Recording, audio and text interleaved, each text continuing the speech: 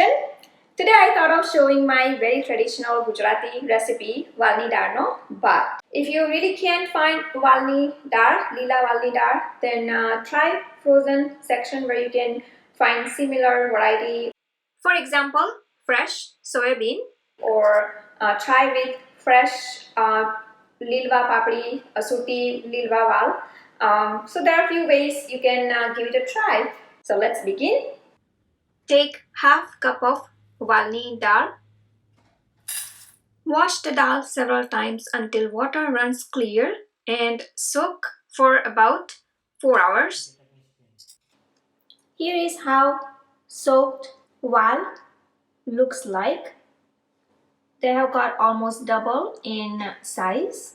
And today I'm going to use electric pressure cooker to prepare this walni darno rice, but you can definitely cook in the open pot, stovetop pressure cooker. So just cook however you prefer. Set your electric pressure cooker to saute function. Take 1 cup of chawal, rice. Wash rice really well and keep aside. Using the saute function, I'm going to give a tadka. So add about a tablespoon of oil. When the oil is hot, out of my spice box, I'm going to add ajwain, ajmo known as carom seeds, turmeric powder, haldi, and add walni dal. Add rice. We have total 1.5 cups of rice and dal. 1 cup of rice, half cup of dal. For that, I'm going to add 3 cups of water.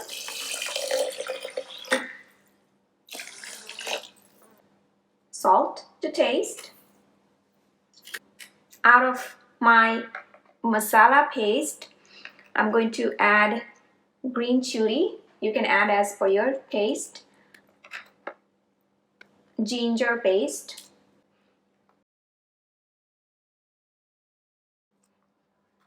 Out of the spice box again, ground coriander, cumin, dhania jeera powder.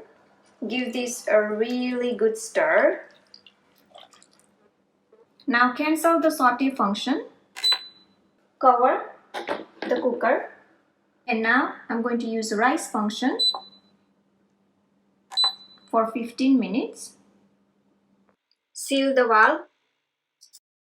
While the walni darno bhat cooks, let's make curry. Here I have the homemade yogurt. I'm going to take 2 cups of yogurt. And now to this, add 2 tablespoons of chickpea flour, besan, and whisk together really well.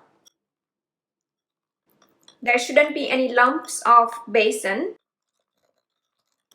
And keep on side. Heat up the pot you want to prepare curry in. Heat up teaspoon of ghee, clarified butter, or you can use oil. Add dry whole red chilies, cinnamon known as taj, cloves known as long or loving. Ghee has melted. Add fenugreek seeds known as methi. Add mustard seeds, which is rye. Cumin seeds, jeera. Take off the pot from the heat or cover to prevent the mess. And when all the seeds are done, add curry leaves, limri, and ready to add prepared beaten yogurt. Cover immediately to retain that smoky flavor in the curry. And turn off the stove. Add remaining yogurt with water as much as you want your curry, thicker or thinner. So here I have about 2 cups of water. Again, turn on the stove on a medium heat. Here I have the curry masala that I shared earlier, made from ginger, fresh turmeric and green chili. Now bring curry to boil, and you can always adjust consistency of curry anytime. I add more curry leaves for extra fragrance and finely chopped coriander leaves, hara dhania. And the key is to keep on stirring the curry while it comes to the boil. Add salt as needed, and sugar is totally optional. Simmer the curry for about 8 to 10 minutes, but do not overboil. Curry is ready to serve. Let's check Walni Darno Bhat. Look at that, perfectly cooked rice. Here I have my thali ready to serve. Curry, salad, papad, and in this bowl I'm going to take out rice. Stir rice and dal slightly to mix,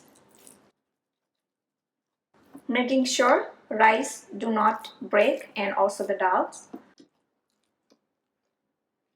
So here I have Walni Darno Bhat ready. Serve rice with ghee. Complete Gujarati thali consists of Walni Dalni Khichdi or Bhat, curry, papad and kachumbar. Alright, so here I have my Gujarati thali ready, and I can't wait to bite into rice with lots of ghee on it. I hope you enjoyed watching this video. Please do like and comment below, and don't forget to subscribe to my channel for new recipe videos every week. You can also visit my website bhavanaskitchen.com for new recipe tips, tricks and ideas in the kitchen. You can follow me on Facebook, Twitter, Instagram, Pinterest. Bhavana's Kitchen is everywhere. You can also download Bhavana's Kitchen apps for free on many devices including iOS, Android, Windows and more. You can also watch me on a big TV screen using Roku. Thanks for watching and see you soon.